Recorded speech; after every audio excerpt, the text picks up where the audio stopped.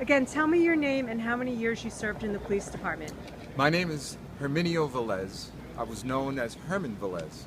I spent 26 years in the NYPD. I started in the 4-7, transferred to the 3-0, went to the cartography unit, and from there I went to the aviation unit and served as a pilot. What is the Cartography is the art of putting maps together. And Wow. in that unit we put maps together, modified existing maps, and we actually branched out and did some design work for publications and promotions that the police department was involved with at the time, such as don't smoke, don't do this and don't do that. Be safe. I love it. I'm a nerd. So you were there the night. You were Joe's partner, and you were there the night that he was set up, falsely accused. Yes. Can you tell us about that? Well, it started like every other day, every other night. Joe and I were partners. I believe our sector was Sector George, which was the northern part of the precinct. And Which precinct again was this is that? the 30th precinct. And where is that located? The station house is on 151st Street between Convent and Amsterdam Avenue. So is that considered Harlem or That's really Washington Heights, but many people consider it Northern Harlem. Northern Harlem? Okay, and so you were never separated, so you were with him the whole time. Yes. So there's no way he could have robbed drug dealers. No. And do you believe that he assaulted one? Third degree. They accuse him of third-degree assault, which is the most mellow of all the assaults. No, there was no assault. So there was absolutely no assault. No assault. So why was he railroaded out of the NYPD? Joe, as said before, was a very active police officer. He did what a lot of other police officers would not do. He went the extra mile. He knew how to deal with the element that was on the street. We worked together well as a team. Don't forget that Joe was a combat veteran, so there was a fearless inner quality about it. These bad guys in the 3-0 narcotics, the people who were selling narcotics, people who were raping, murdering, they feared Joe. Mm-hmm. And Joe actually was put on a target list. They actually put a hit on both of us. Who put that? Were those cops or were they bad drug dealers? These were bad guys. Of course, they didn't leave their name, but were they were drug dealers? they must have been. Uh-huh. What exactly they did wrong, all we know is that the phone call came into the 30th precinct. It was a matter of record, and they said that they were going to shoot Joe and they were going to shoot me in the head. Oh my God, that's horrifying. That's an internal affairs lieutenant who investigated it, and he said there was nothing to substantiate any of the accusations. So he himself just didn't understand how it could go to a trial, and then he was exonerated, and then why didn't Joe get his job back? We're just trying to understand. Do you have any ideas on that? Well, Joe was a very vocally flamboyant person. He didn't edit himself. He just spoke out. No, if he I'm felt that that way. he had to tell you something, whether you were a police officer or even the precinct commander, he would say it, no matter how it came out. I Interesting. recall one incident specifically. We had the morning muster, and Joe was involved in a shooting incident, where he was in the radio car, and he had to draw the first and closest weapon that he could draw to protect himself. Right. And it happened to be in his ankle holster. So at the muster, the precinct commander kind of berated him. He said that he should have gotten out of the car, he should have drawn for his service revolver, and he wasn't even there. Right. And to save your own life, you're going to go, if it's a matter of that type of situation, you're going to go for the best and only weapon that you could find at that instant.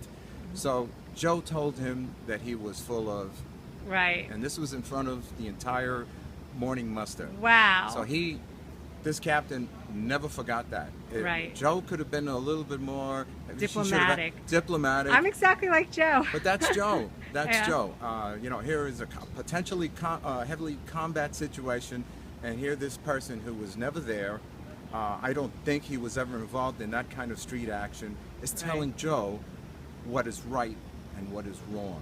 Right. So that would be a very simple way of understanding why Joe was railroaded out of the police department. Once you make an enemy of one boss, especially, the word gets around through the bosses.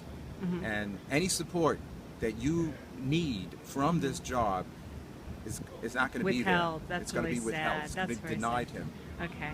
Well, this was excellent. Is there anything else you want to tell my YouTube audience as we work to fight to get him reinstated after 30 years? That incident that night happened so fast. We weren't even aware that somebody was making an allegation. All of a Right. sudden, an allegation came. One allegation came from one of the arrested individuals. Then a second, a third, and a fourth came a couple of days later.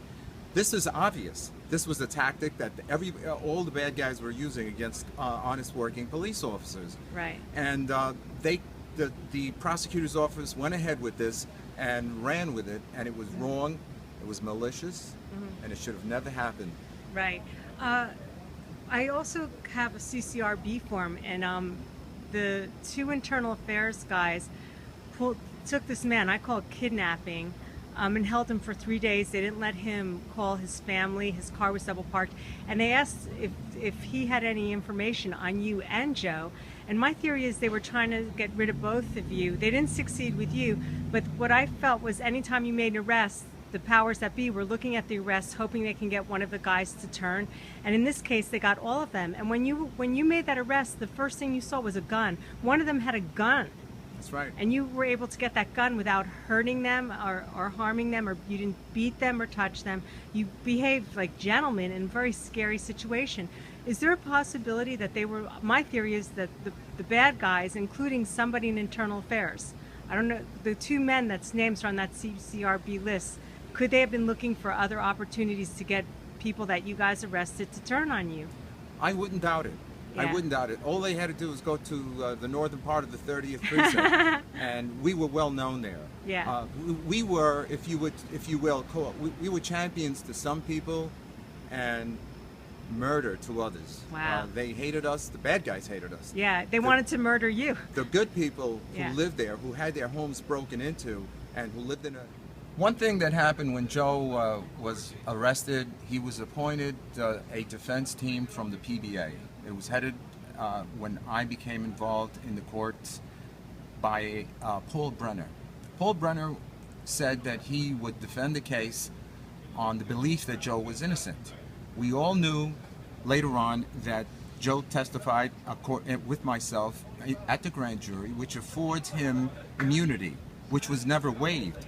So that this whole arrest and the prosecution of Joe should have never gone that far because he had immunity. Right. But Paul Brenner said, hey, I believe that Joe's innocent and we're going to defend him on those merits. And unfortunately, it didn't work. Prosecutors, like other police officers, are officers of the court. They are sworn. They have a duty to uphold people's rights. And in this particular case, Joe's rights were just totally ignored. He was prosecuted, and it was wrong. I mean, he's an innocent man. He was innocent, and this was like they crucified an innocent guy that put his life on the line. Really dangerous. You guys did really dangerous tours of duty. There are cops that hide behind a desk. There are cops that go out and just stay in their car. You guys did frontline dangerous duty, and this is how they paid him back. They wanted him out. Well, let's not say that about the police department or cops. Okay. Everybody on the police force, at least when I was a police officer, you had the freedom to be as active as you wanted to be. And like what was mentioned before, it's always the active cops that become targets. The attention is drawn to them. The department is not to blame here. It may have been the misuse of power or authority on behalf of some bosses, perhaps, who were in the position to help get Joe's job back when the time came. But because he was a target, because he was very vocally flamboyant with some of these bosses, he never got his job back. He never got the support that he should have had. Okay, so